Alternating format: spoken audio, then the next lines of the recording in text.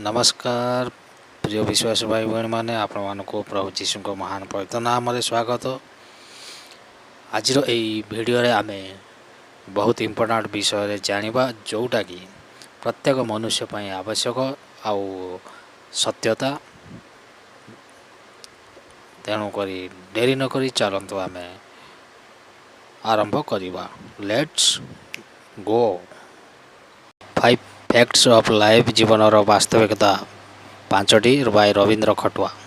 चलतु देखा आउ संदर्भ जानिबा। Number 1 you are a sinner. तुम्हें जड़े पापी अट।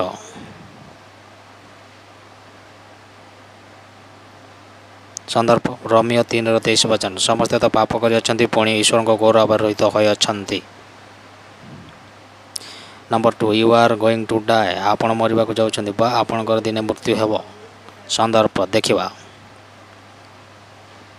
रोमियो 6:23 वचन। कारण पापर वेतन मृत्यु किंतु ईश्वर को अनुग्रह दान आम मान प्रभु ख्रीष्ट जीशु सहभागितार अनंत जीवन अटे। टिके टिके आपण मान बुझीपारे निश्चित आशा करे। Number 3 you will be judged. आपण विचारित हेबे। मृत्यु पर विचार सुनिश्चित आपण जानिथिबे।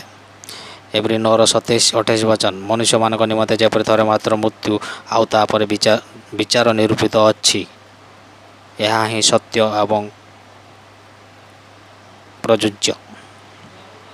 Number 4 you can't save yourself. आपण निजे निज को बंचाई पारिबे नाही। कारण जानिबा। संदर्भ आसुची एफिसियो 2:8-9-10 वचन। कारण अनुग्रह विश्वास द्वारा तुम मैंने परित्राण पाइछ ताहा तुम मान निज ठार होई नाही, ता ईश्वर को दान अटे। भल भाव मन रखंतु। क्रियाकर्मरु नुहे जेपरि केही दर्प न करे, कारण आमे माने ताहाक रचना जे समस्त सत्कार्य आमे माने करिबु बोली ईश्वर पूर्व आयोजन करथिले। आचरण से सब साधन करया निमते ख्रीष्ट जीशुंक ठारे सृष्ट। Number 5 your hope is Jesus Christ. आपणक आशा भरोसा ही जीशु ख्रीष्ट अटंती।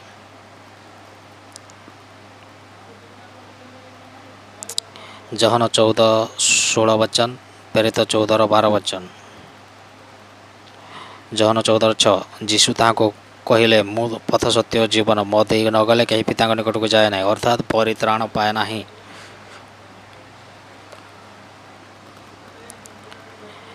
प्रेरित 4:12 वचन।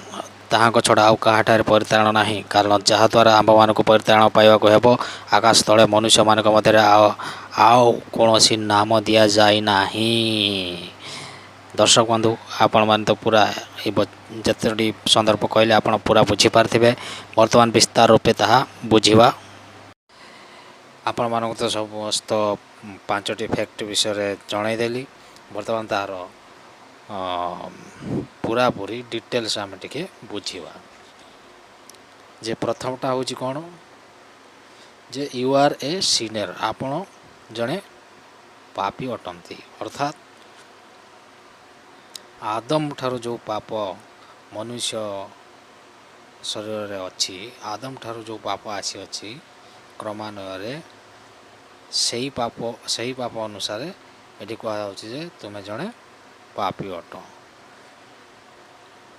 तार जो संदर्भ दिगला ताको बुझेवाई वचन रखागला कौन जे समस्ते तो पापी अटंती।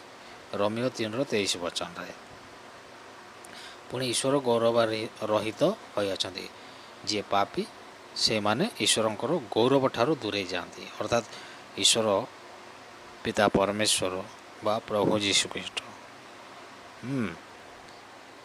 से मनुष्य मानक पई जो गौरव टिक रखिजंती से गौरव ठारू ए माने दूरे जाते। को माने पापी माने। 2 नंबर आसला you are going to die. या तो अविश्वासी हो कि विश्वासी हो समस्त को दिने ना दिने मरवा को पड़ी थाए। किए एक्सीडेंट रे मरिवो, किए पानी रे मरिवो, किए कौथरे मरिवो सेटा कहीं जानते नहीं। तेणु 3 नंबर पॉइंट रे रखा है you are going to die. यार संदर्भ रोमियो 6:23 रे रही। କାରଣ ପାପର ବେତନ ମୃତ୍ୟୁ, କିନ୍ତୁ ଈଶ୍ୱରଙ୍କ ଅନୁଗ୍ରହ ଦାନ ଆମ୍ଭମାନଙ୍କ ପ୍ରଭୁ ଖ୍ରୀଷ୍ଟ ଯୀଶୁଙ୍କ ସହଭାଗିତାରେ ଅନନ୍ତ ଜୀବନ ଅଟେ। ସର୍ଟଟା ନିଅନ୍ତୁ, କାରଣ ପାପର ବେତନ ମୃତ୍ୟୁ। ନିଶ୍ଚିତ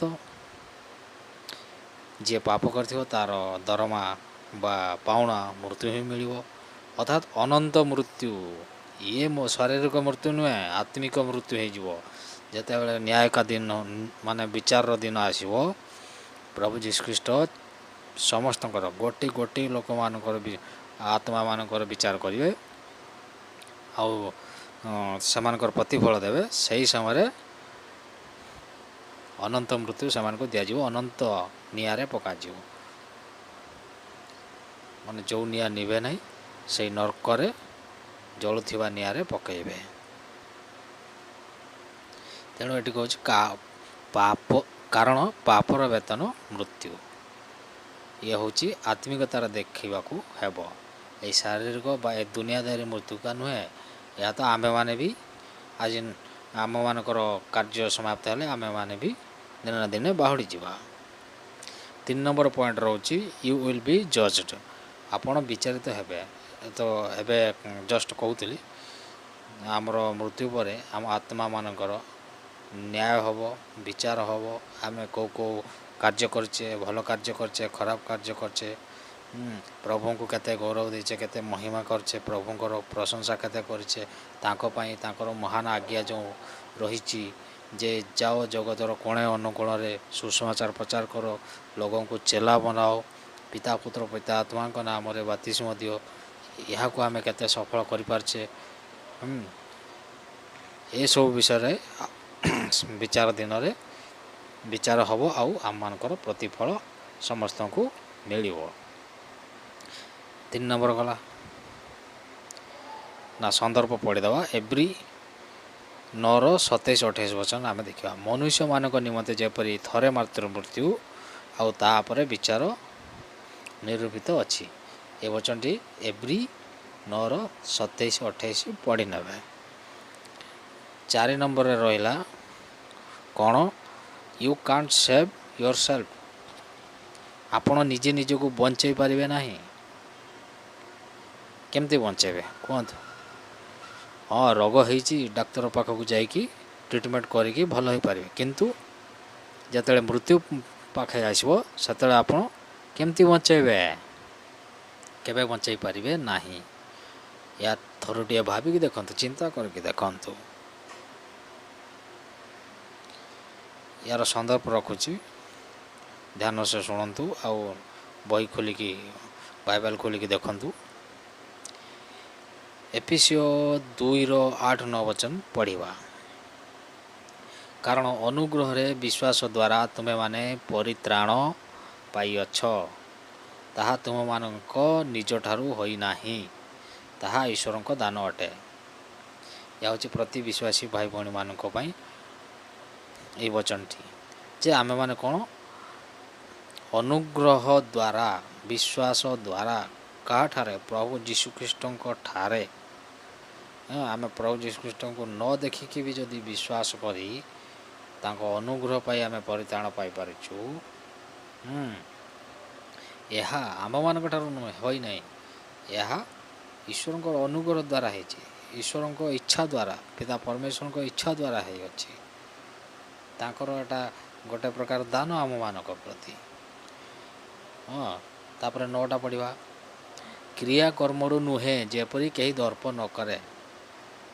କ୍ରିୟାକର୍ମରୁ ଅର୍ଥାତ୍ ଯେଉଁମାନେ ବର୍ତ୍ତମାନ ବିଶ୍ୱାସୀ ମାନେ ପ୍ରକୃତ ବିଶ୍ୱାସୀଙ୍କୁ ଛାଡ଼ି ଦେଇ ଅନ୍ୟ ସବୁ ଧର୍ମ ସବୁ ରହିଛି, ସେଗୁଡ଼ାକର କ'ଣ କ୍ରିୟାକର୍ମ ଦ୍ୱାରା ସେମାନେ କ'ଣ କରନ୍ତି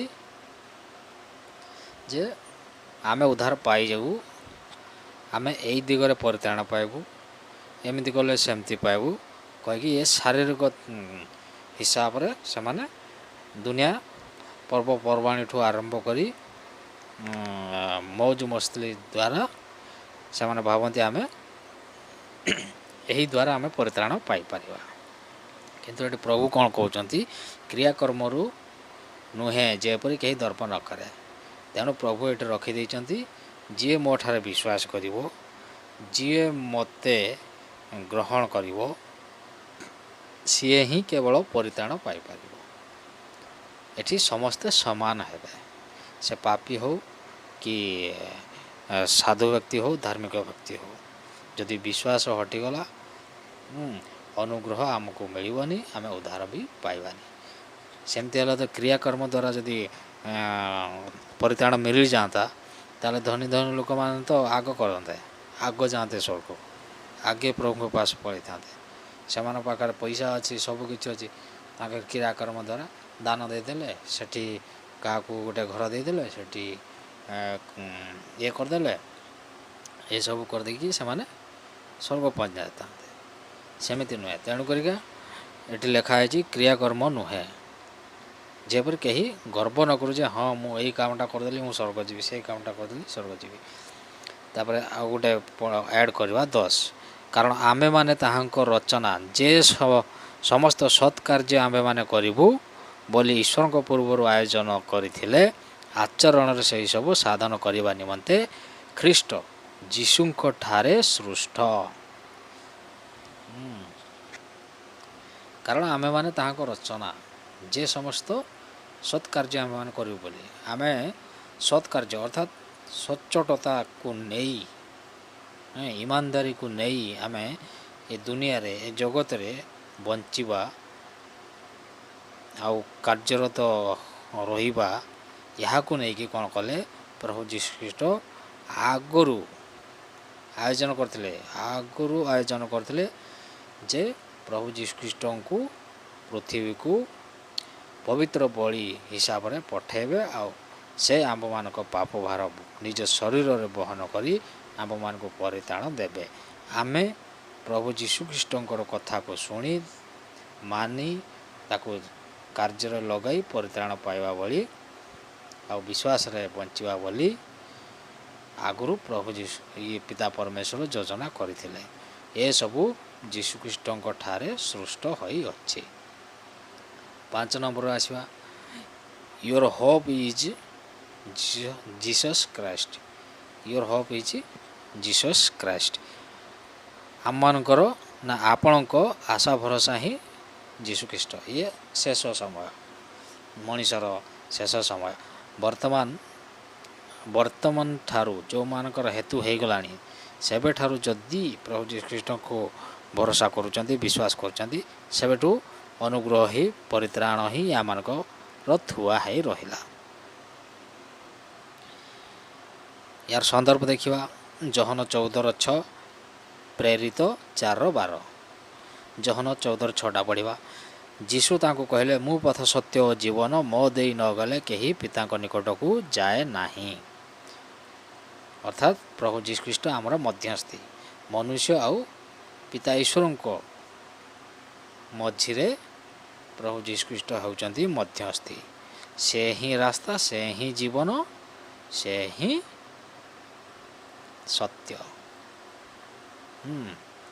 तेणु प्रभु जीशु ख्रीष्ट सत्यर मार्ग कोठी की जीवा पर्यंत पिता परमेश्वर को पाखकू जीवा जाए आउ ताको राज्य रे आम मान को शामिल करवा जाए प्रभु जीशु ख्रीष्ट पूरा ग्यारंटी नियंती आउ नहीं छंती।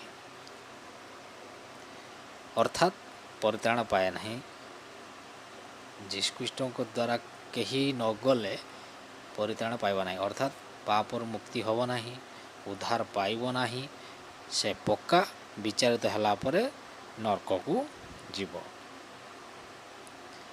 तापर प्रेरित पढ़िया 4:12 वचन ताहाक छड़ा आउ काहाठारे परित्राण नाही कारण जहा द्वारा आंभ मान को परित्राण पाइबा को हेबो आकाश तले मनुष्य मानक मध्यरे आउ कौनसी नाम दिया जाई नाही। सत्य कथा जीशुको नामर अर्थ होची परित्राण।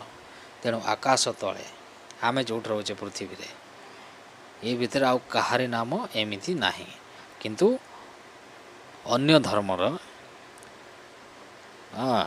आमर ये मसी लोक मान भितर भी नाम सेमितिया कहीं ରଖି ନାହାନ୍ତି କି ରଖିବେ ବି ନାହିଁ। କାରଣ ସ୍ୱର୍ଗରୁ ନାମ ପ୍ରଭୁ ଯୀଶୁଖ୍ରୀଷ୍ଟଙ୍କୁ ଦିଆଯାଇଛି। ପଢ଼ିଥିବେ ଆପଣ। ତେଣୁ ସ୍ୱର୍ଗରୁ ଦିଆହେଇଛି ଏ ନାମ ଯୀଶୁ ଖ୍ରୀଷ୍ଟ। ଖ୍ରୀଷ୍ଟ ଅର୍ଥାତ୍ ମସିହା, ଯୀଶୁ ଅର୍ଥାତ୍ ପରିତ୍ରାଣ, ଈଶା ମସିହ। ଧନ୍ୟବାଦ ଆପଣମାନଙ୍କୁ। ଆପଣମାନେ ଧୈର୍ଯ୍ୟର ସହିତ ଏ ଭିଡ଼ିଓଟିକୁ ଦେଖିଲେ। ଆଉ ଭିଡ଼ିଓଟିରେ ଯଦି ମୋ ବୁଝେଇବା ଷ୍ଟାଇଲ୍ ବା ମୋ ବୁଝେଇବାର ଶୈଳୀ ଯଦି ଖରାପ ଲାଗିଥାଏ ତାହେଲେ କମେଣ୍ଟ କରିବେ, ଭଲ ଲାଗିଥିଲେ ବି କମେଣ୍ଟ କରିବେ। ଆଉ ଭିଡ଼ିଓଟିକୁ ଲାଇକ୍ ଏବଂ ଚ୍ୟାନେଲକୁ ନୂଆ କରି ଆସିଥିଲେ ସବସ୍କ୍ରାଇବ୍ କରି ଆଗକୁ ମୋଟିଭେସନ୍ କରନ୍ତୁ, ଯେପରି ଆଗକୁ ନୂଆ ନୂଆ ଟପିକ୍ ନେଇକି ଆପଣ ପାଖରେ କିଛି ଜାଣିବା ଭଳିଆ ତଥ୍ୟ ପ୍ରକାଶ କରିପାରିବି। ଆପଣ ବି ଜାଣିବେ, ମୁଁ ବି ଜାଣିବି, ଆଉ ଆମେ ଉଭୟ ଉପକୃତ ହେବା ଏବଂ ପ୍ରଭୁ ଯୀଶୁଖ୍ରୀଷ୍ଟଙ୍କର ଗୌରବ କରିବା ସହିତ ଆଗକୁ ବୃଦ୍ଧି, ଆତ୍ମିକ ଜୀବନରେ ବୃଦ୍ଧି କରିପାରିବା। ଧନ୍ୟବାଦ, ରହୁଛି।